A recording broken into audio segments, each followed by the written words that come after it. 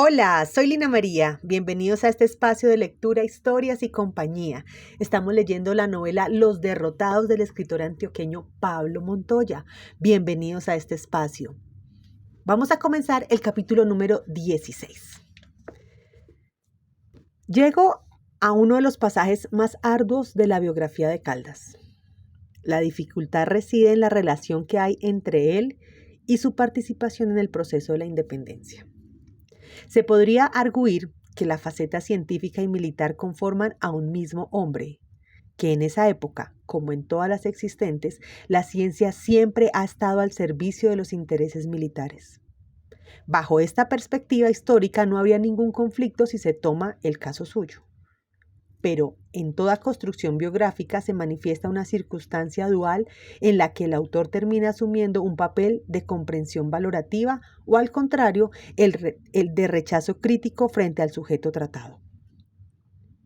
El biógrafo escribe desde un presente que le permite entender el paso de la historia concerniente. Las figuras emergen de la memoria del tiempo golpeadas por el peso de una concepción polémica que él debe dilucidar de la mejor manera. Como un dios se permite entrar, y a veces lo hace por falta de pudor o con delicadeza, en los entresijos de la vida de su personaje. Durante el tiempo en que he escrito la biografía encargada por Jaramillo, he oscilado entre dos extremos. Por un lado, admiro las capacidades intelectuales de Caldas, sus esfuerzos titánicos por descubrir un país, nombrarlo desde una práctica científica rudimentaria y tratar de vincularlo al horizonte de la modernidad europea. Lo he acompañado en sus viajes. Su templanza en una época que fue precaria me suscita un respeto profundo. He comprendido sus quejas como si fueran mías, por haber vivido en regiones atrasadas. He gozado esas palabras suyas donde se oyen los ecos de Rousseau, de Jovellanos, de Feijó, frente a los paisajes del cielo y de la tierra. Pero por otro lado, está su inmersión en las faenas de la milicia y dentro de ellas el cambio que sufre su lenguaje y su personalidad. El primero se adueña de la parafernalia patriótica de esos años. La segunda cae en los odios en los que se enfrascaron los criollos centralistas y federalistas de la Nueva Granada. Caldas se deja arrastrar por los conflictos que definen los años de la patria boba y opta por el camino del heroísmo. Y no se puede desconocer. Ahí están sus cartas para demostrarlo, que él era consciente de las consecuencias que una decisión así acarreaba para sus proyectos naturalistas. Es en la confluencia del sabio y del militar, pues, donde me tropiezo con la complejidad humana de Caldas. Esa coyuntura, sin duda, me hace enaltecer al primero y desdeñar al segundo. Ahora bien, si se tienen en cuenta sus circunstancias sociales, su origen patricio, su educación religiosa, su participación en los proyectos más progresistas de las colonias hispánicas comandados por la corte de los Borbones, ¿Caldas hubiera podido alejarse del incendio que arrasó el país que iniciaba? La respuesta podría ser de una índole o de otra, pero de nada serviría. Desde diciembre de 1805, el payanés se ocupó de la dirección del Observatorio Astronómico de Santa Fe. José Celestino Mutis fue el representante de un ascenso que, siguiendo su inestable carácter, Caldas agradeció y reprochó al mismo tiempo. En el fondo, el nombramiento lo consideró como la entrega de un objeto secundario, ya que lo esperado, porque había sido lo prometido, era la dirección de la expedición botánica. El cargo, creámoslo así, fue el premio que el maestro dio a su discípulo por el resultado de sus viajes. No se puede negar, por otra parte, que a través de esta dirección, Caldas adquirió relevancia en el naciente medio científico de la ciudad. El observatorio, hasta que explota la Guerra Civil de 1812, fue su casa y también su templo. Tenía la figura de una torre octogonal y estaba conformado por 3 cuerpos.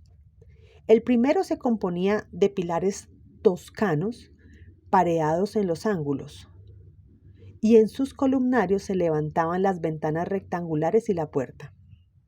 El segundo, de orden dórico, tenía pilastras angulares. Dentro de ellas estaban las ventanas rasgadas, circulares por arriba, con recuadros y guardalluvias que las adornaban. La bóveda superior hemisférica, perforada en el centro, sostenía el último cuerpo al descubierto. El edificio lo coronaba un ático que también servía de antepecho. La luz entraba por el hoyo de la bóveda para estamparse sobre el magnífico sol dibujado en el pavimento del salón. En el lado del octágono, mirando al sudeste, aparecía la escalera en espiral que conducía a la sala principal y a la azotea superior. Luego estaba la sala más elevada del observatorio, en donde se había colocado el cuadrante astronómico para medir las alturas meridionales. Los instrumentos que Caldas guardaba eran numerosos. Casi todos los había donado el rey de España.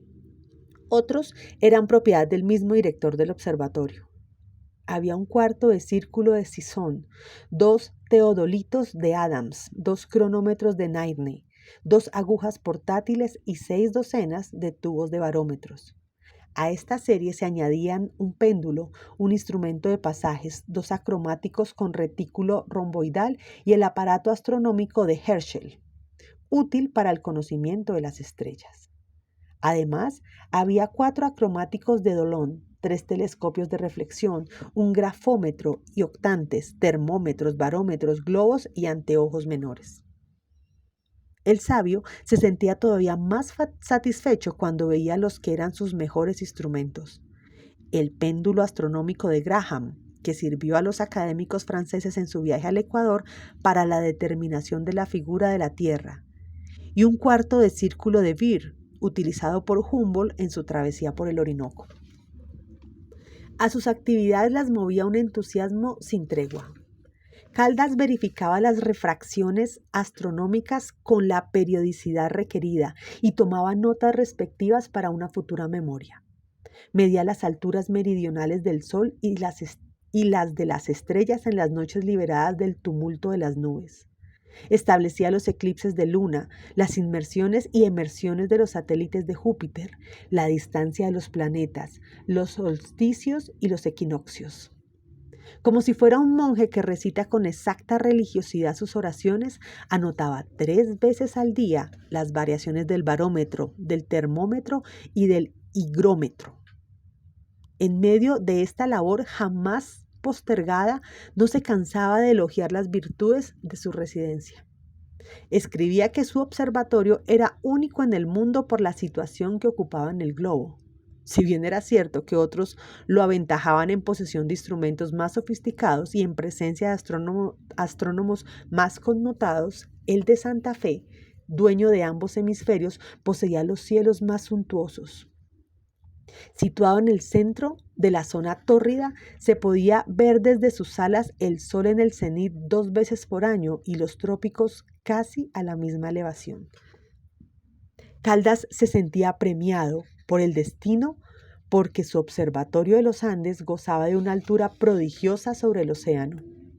Allí la inconstancia de las refracciones era mínima y las estrellas brillaban con azules fabulosos. Caldas se sabía ese astrónomo que lejos de las brumas del norte y de los infortunios de las estaciones podía registrar el cielo en cualquier momento.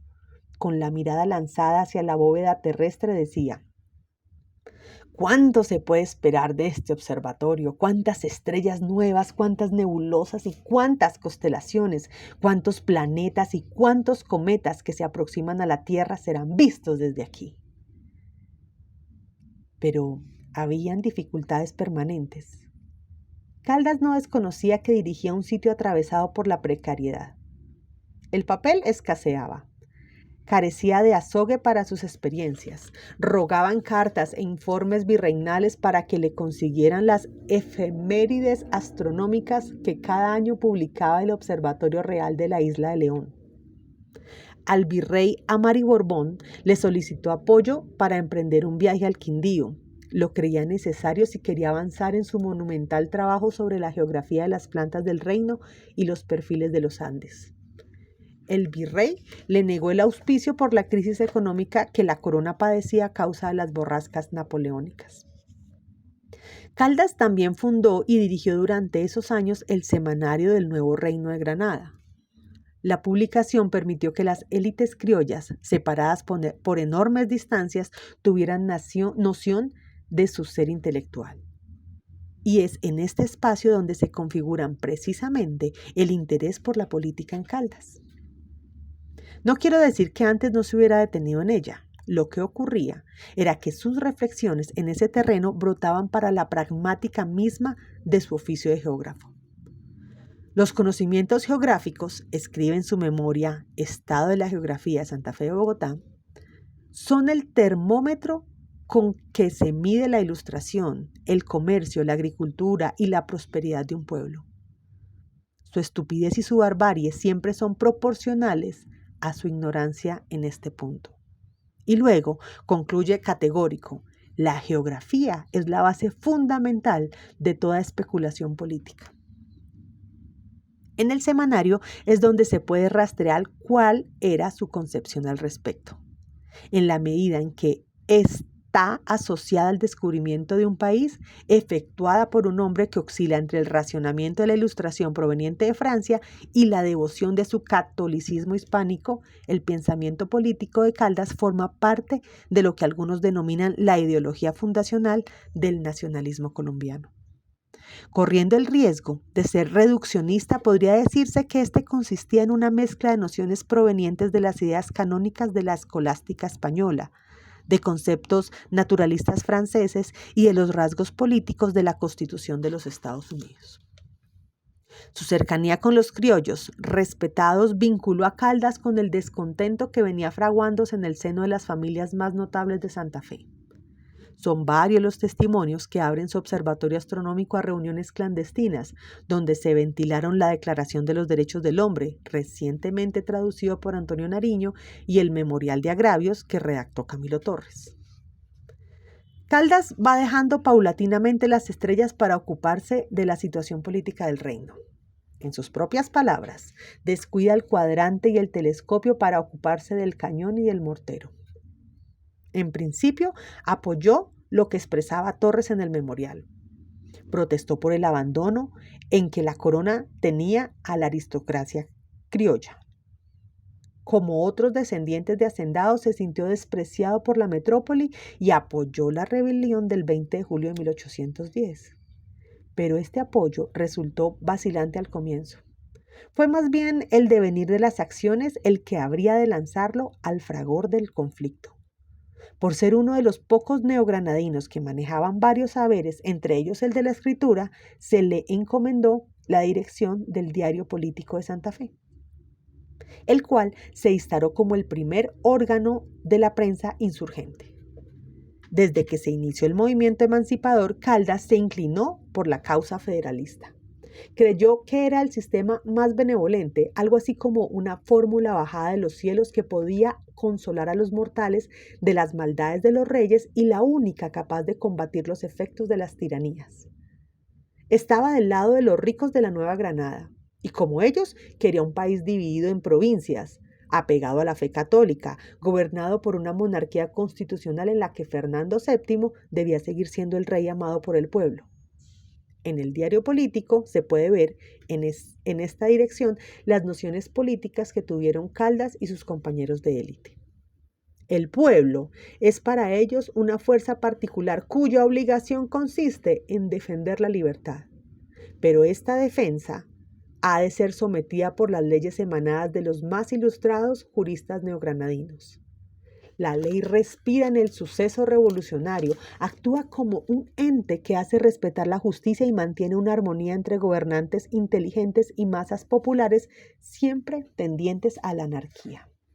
Por ello el pueblo debe sofrenar los movimientos de cólera que a veces lo arremeten. Pero es claro que detrás de estas metáforas y símiles patrióticos se ocultan las urgencias verdaderas que poseía un pueblo secularmente sometido por la miseria y la ignorancia. El Diario Político se da cuenta de los sucesos de la Revolución del 20 de julio y sus días posteriores. Manifiesta, empero, un gran recelo por parte de sus redactores. Temían que en Santa Fe explotara una revolución genuina capaz de hundir definitivamente el viejo orden colonial. Este jamás se destruyó. Al contrario, lo que hubo después fue una continuación agravada de sus males. En fin, La presencia republicana de Antonio Nariño, que ventilaba con mayor claridad el asunto de la soberanía popular, se atravesó en el camino de los intereses de los federalistas. Brotó la guerra civil y Caldas se sumergió completamente en ella. Pero algo había sucedido en su vida íntima. Su soltería empezó a incomodar a sus amigos y familiares. La verdad es que si fuera por él mismo, lo suyo hubiera sido encerrarse en el observatorio rodeado de libros, de instrumentos físicos, de tablas logarítmicas, para culminar su obra geográfica del reino. La idea de un Caldas ajeno a las conflagraciones civiles y amorosas no es del todo caprichosa. Él mismo consideraba que los demás oficios en que se veía envuelta su existencia eran trabas para su carrera científica. No estaba dotado para la jurisprudencia. Su fibra de comerciante era endeble. Tampoco la política y la milicia lo favorecían. El amor por los demás está ausente en sus cartas hasta la aparición de Manuela Barahona. Caldas miró con indiferencia a las mujeres. Si tuvo raptos de deseo, estos se sublimaron rápidamente con el estudio de la naturaleza. Un amigo suyo le describió a Manuela Barahona. La muchacha había nacido en la jurisdicción de Caloto y al decir mismo de su futuro cónyuge era oscurecida y pobre. Sucedida una relación epistolar de amantes donde fluye con la retórica de la época la descripción de sentimientos castos, se consumó el matrimonio. Se casaron por poder y después de superar ante las instituciones eclesiásticas los impedimentos de consanguinidad que existían, pues Manuela y Francisco José eran parientes lejanos. Antonio Arboleda, su amigo de más confianza, lo representó en Popayán, ciudad donde residía la novia. Manuela era mucho menor que él y había sido educada en los más rigurosos principios del catolicismo payanés. Lograron verse por fin, jamás lo habían hecho antes, en la mesa de Juan Díaz. El reino ya estaba sacudido por la ofuscación de la libertad. Lo que vendría después está marcado por la separación constante de los esposos provocada por la guerra. Es interesante, de todas maneras, ver cómo en el hecho de que Manuela fuera de Popayán se delineaba un rasgo de la personalidad de Caldas. Casarse con ella era afirmar el terruño, confiar plenamente en la mujer de la provincia, es decir, en una dama humilde y ajena a los vicios de la mujer capitalina. Muy propio de los criollos ilustres de la época, Caldas se casó para fundar una familia decente y religiosa. Él era el hombre virtuoso, ella la mujer virginal, el amor de ambos un ejemplo de la dulzura cristiana. Cultivar esta circunstancia esencial, la que ellos conformarían ante los ojos de Jesucristo y de los hombres un hogar de amor puro y de respeto marital. Fue lo que Caldas le inculcó a Manuela en las últimas cartas que escribió desde el encierro. Al partir con las tropas hacia Tunja en 1812, el sabio había sido nombrado por Antonio Nariño capitán de ingenieros. El cargo lo destinaba a ser consejero de Antonio Baraya. La misión de este consistía en negociar con las autoridades de Tunja para que se unieran a los proyectos centralistas de Cundinamarca, pero Caldas convenció a Baraya de que le diera la espalda a Nariño y apoyara las propuestas federalistas de su primo Camilo Torres. Durante esta ausencia, los bienes de Caldas, la imprenta, los libros, los instrumentos y hasta los muebles fueron incautados por José María Carbonell, uno de los dirigentes centralistas de la capital. El payanés se indignó. En sus cartas arrecia contra Nariño y su tendencia tiránica y contra la inexplicable mezquindad de su subalterno. Ellos representaban la parte que ponía en peligro la estabilidad del país federalista que sus amigos más cercanos querían construir. La crisis, que se agudizaba cada vez más, llevó a Caldas al juramento de ser y morir libre y de considerarse como un íntegro soldado de la libertad. La transformación definitiva de Caldas naturalista y amigo de la concordia se produjo en este breve periodo. Pero tratándose de un carácter ingenuo como el suyo para los menesteres de la política, se sumió en un mar de indecisiones. A pesar de que votó en contra de la toma militar de Santa Fe, se alistó en el nuevo ejército de Baraya para participar en el asedio a inicios de 1813. en varias ocasiones, en verdad, intentó influir en la obstinada decisión de Baraya, pues no solo le preocupaba la vida de los santafereños, sino que temía especialmente por la vida de Manuela y su hijo, y por el estado en que podría quedar el observatorio astronómico después de los ataques. Baraya fue ajeno a esos alegatos desesperados. Hay una carta escrita desde Cartago, meses después de la desbandada del ejército federalista, donde Caldas expresa el peso que carga su conciencia. Se sabe manchado de sangre inocente de las víctimas sacrificadas, pero dice con claridad que no es responsable de las muertes ocurridas en Santa Fe. Poco antes, en otra de las cartas que le manda a su amigo Antonio Arboleda desde Tunja, desnuda aún con mayor tribulación su conflicto de hombre pacífico acosado por la guerra.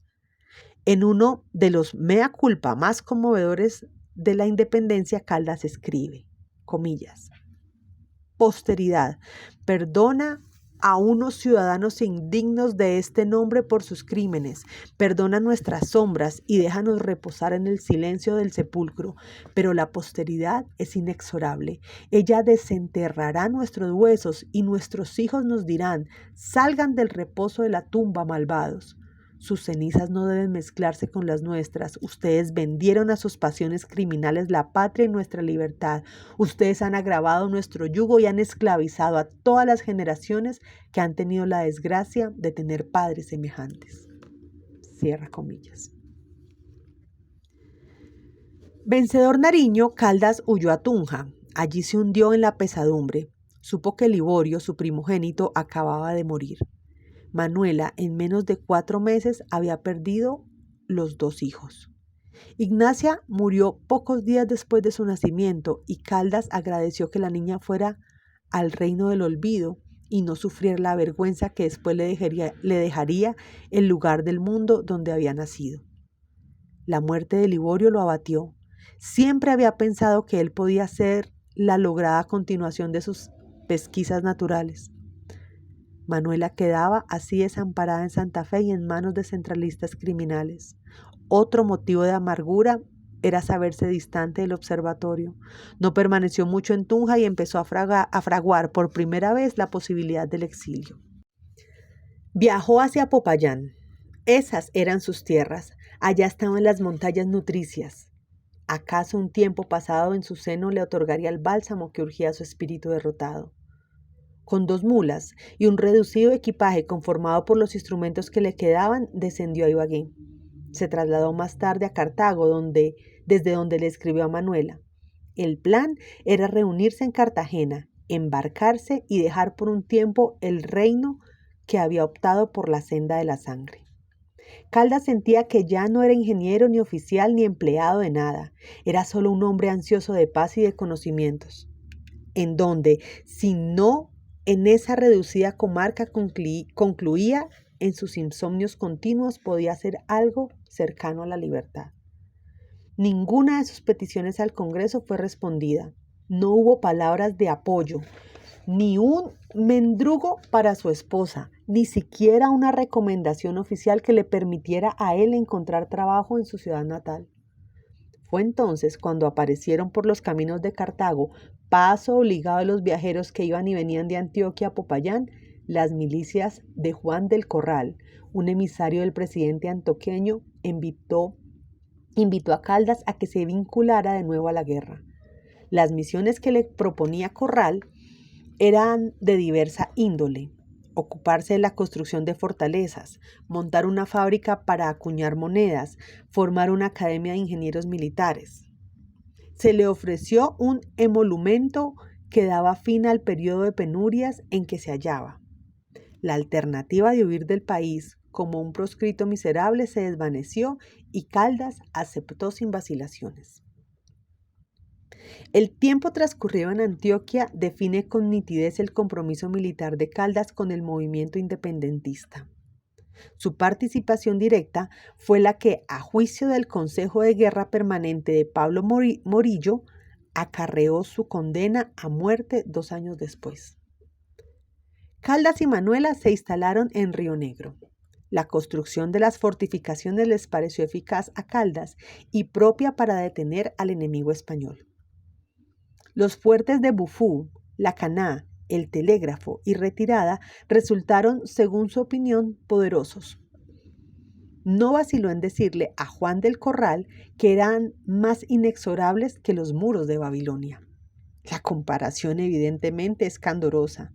Hoy se sabe que esas fortificaciones fueron más el producto de la improvisación y el afán de una mente curiosa que el de un verdadero ingeniero militar.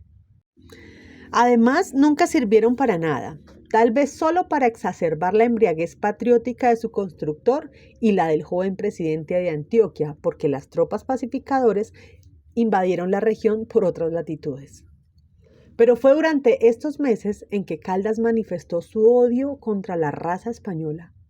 Estas son sus palabras, comillas, esa nación infame, cruel, injusta, opresora y estúpida, cierra comillas. Bajo el nombramiento de ingeniero general ciudadano coronel, Caldas fundó en Medellín poco después la que sería la primera escuela de ingeniería militar del país. Escribió para su inauguración un discurso que fue leído ante los estudiantes y las máximas autoridades de Antioquia en octubre de 1814.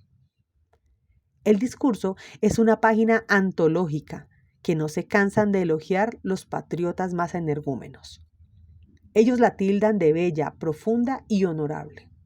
Leída ahora es un texto que muestra con holgura hasta qué punto Caldas llegó a intoxicarse de palabrería de guerrera. En resumen, él, que siempre se consideró un hombre de paz, enseña a los futuros jóvenes de la escuela las virtudes de la carrera militar. Es curiosa esta relación dada entre un orador civil que nunca disparó contra un semejante y el auditorio que lo escuchó sediento de sangre. El cargo ocupado por él es paradójico. Sin haber sido nunca un militar, un hombre de armas en el real sentido de la palabra, Caldas se levanta como uno de los ideólogos de la guerra de independencia. Se erige como el emisario insigne de la nueva sociedad republicana y su texto hace el recuento de las calidades morales de su armamentismo. Explica en qué consiste el honor, la gloria, el valor, la fidelidad, la obediencia, el silencio, la paciencia, el celo que debe conservar siempre el buen soldado. Toma mano de citas que provienen del paganismo romano para sostenerlas en los pilares de un combativo cristianismo paulino. De hecho, para Caldas, 2 magras frases de San Pablo valen más que todos los discursos filosóficos antiguos y modernos. El discurso es una apología de la guerra donde la Roma del imperio se abraza a la humilde comarca del Señor de Nazaret. La mezcla no es invención de Caldas, es la consecuencia de las lecturas que los criollos neogranadinos realizaban entonces. En esas páginas, de una pompa excesiva, el terror va de la mano de la dulzura, el espanto de la cordura, la modernización se enlaza con la desgracia, la dignidad con el asesinato.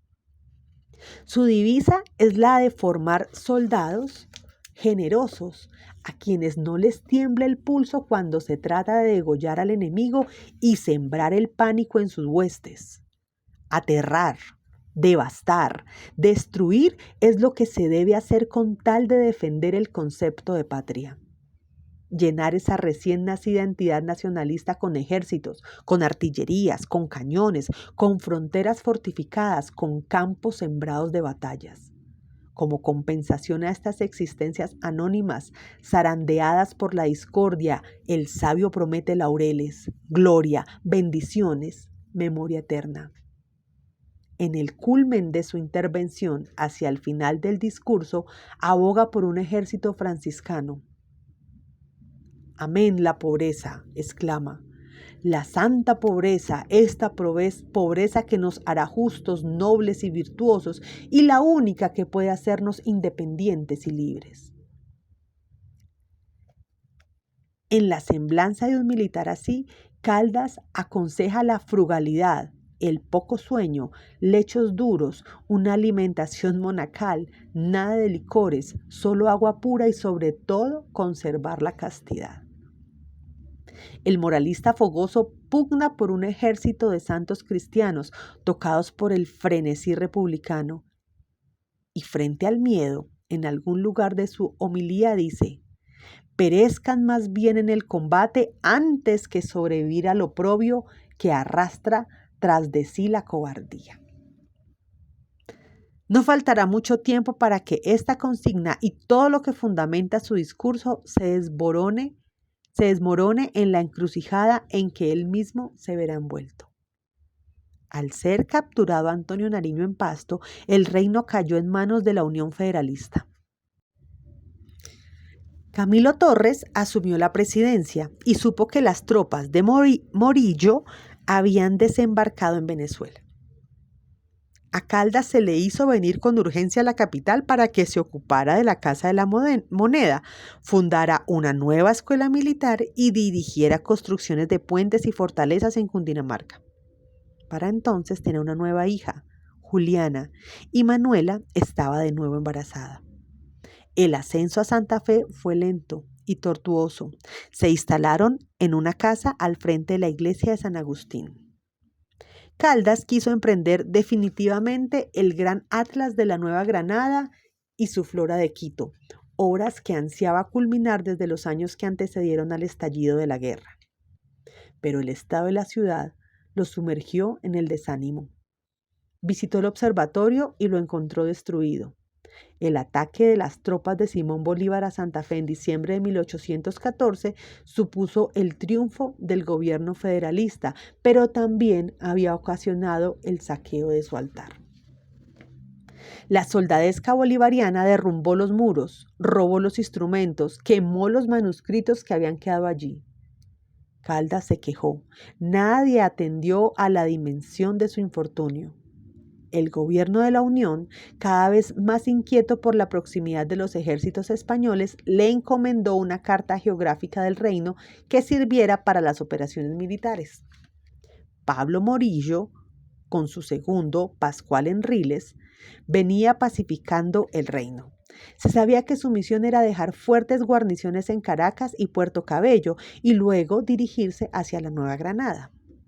Su ejército, ese era el rumor, lo conformaban más de 10.000 hombres bien armados.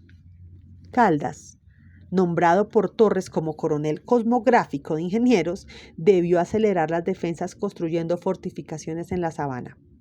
La última orden que recibió fue la de trasladarse al camino de Guanacas para asesorar las defensas en este paso obligado.